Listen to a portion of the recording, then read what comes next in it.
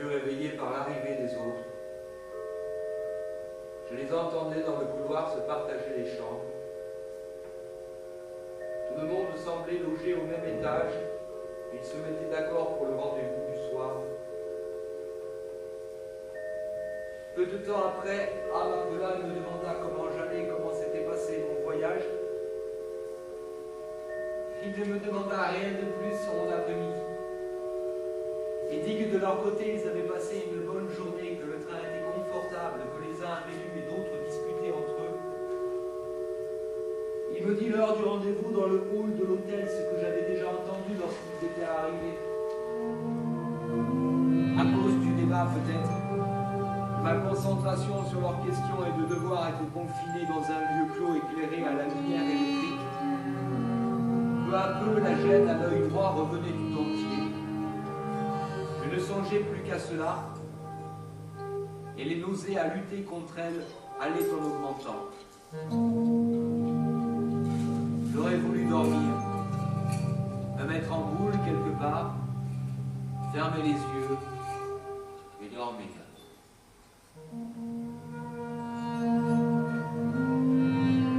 Je tenais avec un air appliqué d'homme sage des conversations raisonnables, mais je ne pensais plus qu'à m'empêcher de vomir.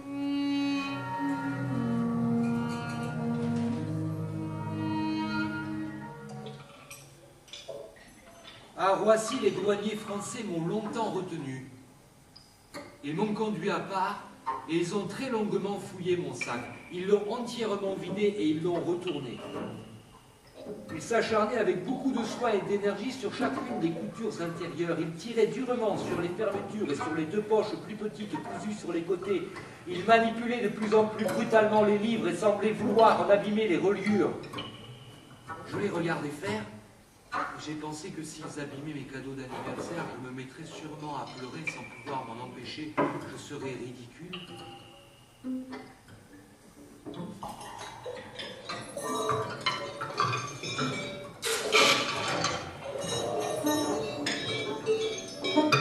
Ils m'ont longtemps et beaucoup interrogé sur les raisons de ce voyage. Pourquoi j'étais allé 2 jours à Amsterdam avec tant de médicaments dans mon sac, sans bagage et juste avec ces livres d'art en français, si gros en 2 volumes, et le livre en hollandais sur échelle? Est-ce que je savais lire le hollandais? Je sentais la sueur me couler dans le cou, j'avais mal partout, j'aurais voulu m'asseoir, me coucher. J'étais allé fêter mon anniversaire à La Haye. Je n'étais allé à Amsterdam qu'à peine le temps de débarquer et de réembarquer. Rien, c'est à La Haye que j'étais allé. On jouait un spectacle que j'avais mis en scène au Théâtre Royal. Oui, le théâtre où la reine va quelquefois. Non, la reine n'était pas venue ce soir-là. C'était mon anniversaire. Après la représentation, on m'avait offert ce livre d'art en français, énorme, en 2 tomes, dans son coffret, que mes amis avaient apporté, quant à eux, de France à travers la Belgique, et l'autre livre en langue hollandaise. Je ne comprends pas le hollandais. Non, mais c'est un livre très illustré, et je regarderai les images. L'autre livre, lui, m'a été offert par des adolescents d'un lycée de la banlieue résidentielle. Non, ce n'était pas pour mon anniversaire, mais en cadeau de remerciement pour ce que je leur avais dit sur mon travail. Ils n'ont pas dû penser que je ne pouvais pas lire le texte.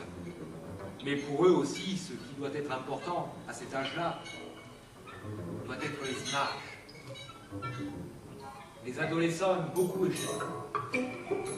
Vous-même, peut-être, cette main qui dessine une main, qui dessine la main, qui la dessine. J'ai l'air un peu étrange, peut-être. Je ne me drogue pas, ne m'habille jamais. Je ne m'adonne pas à la drogue, non. J'ai l'air un peu étrange, car je suis un peu malade, et j'ai un œil fatigué, qui m'empêche de bien fixer mon attention. Tout cela n'est pas très compliqué. De retour dans le service, on m'a réinstallé dans la chambre et le bel Antoine est revenu me voir, Magua avec lui et 2 petits gars en blouse prêts à noter les paroles du maître. Le bel Antoine tenait la petite lettre à la main et il m'a annoncé la nouvelle de l'après-midi. J'étais en train de perdre mon œil droit. J'avais laissé traîner ça, cela devait durer depuis une semaine, moi il était déjà très atteint, je l'aurais perdu en une semaine et de gauche à l'esprit droit. Je serais aveugle définitivement si on ne réagissait pas immédiatement, et même pas sûr. Il était désolé de me dire ça, j'étais désolé de l'entendre, même nous n'étions certains de rien. J'avais laissé traîner, il fallait m'hospitaliser immédiatement, cet après-midi, pas demain. Cet après-midi et commencer un traitement dès aujourd'hui. On ne pouvait être certain de sauver l'œil droit, mais on devait s'acharner et ne pas se laisser déborder sur l'œil gauche. J'ai demandé en quoi consisterait le traitement. Il a souri gentiment et il a dit qu'il s'agissait de 2 perfusions par jour, une le matin, une le soir. J'ai demandé pendant combien de temps. Il a souri gentiment. Il a dit jusqu'à la fin de vos jours. Je suis désolé, j'aurais voulu plaisanter encore, mais là j'ai renoncé. Je m'étais toujours promis je ne sais quoi, me tenir bien, des choses comme ça, de ne pas me donner en spectacle, mais peu à peu, j'ai pensé que je ne contrôlais rien, je voulais qu'on s'arrête là, je lui ai dit. Je réagissais mal, je savais ça, j'étais désolé de me comporter mal, de réagir mal, mais je n'irais pas plus loin, je voulais m'en aller, c'était terminé, j'avais 8 ou 9 ans. Il a demandé aux autres de nous laisser, que nous allions parler seuls, lui et moi. Le bel Antoine s'est assis sur le coin du lit. Il n'a pas parlé tout de suite.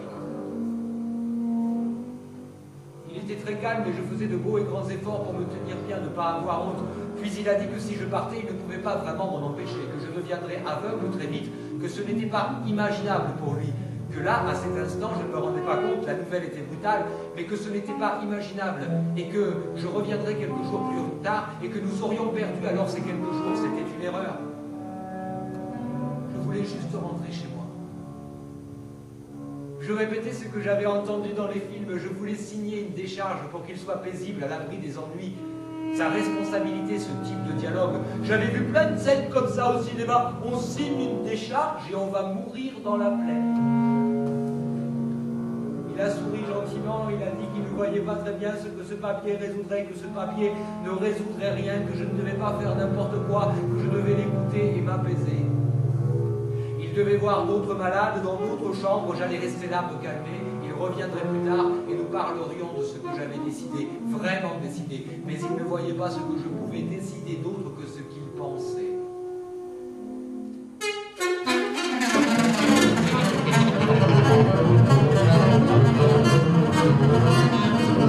Il s'est presque mis en colère, je ne trouvais pas ça normal.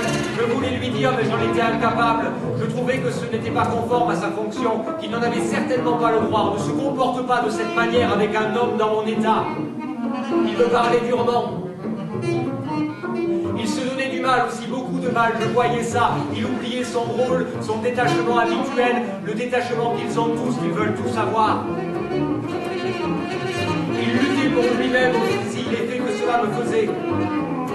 Le moment encore de lui dire des choses inadmissibles et tendres. Depuis toutes ces années, profiter de l'occasion, mais là encore, j'ai renoncé. Il dit avec violence, presque, il dit avec violence que la maladie n'avait rien gagné du tout. Pas plus cette fois que les autres fois, toutes ces autres fois que nous avions connues, lui et moi. Est-ce que je voulais bien me souvenir?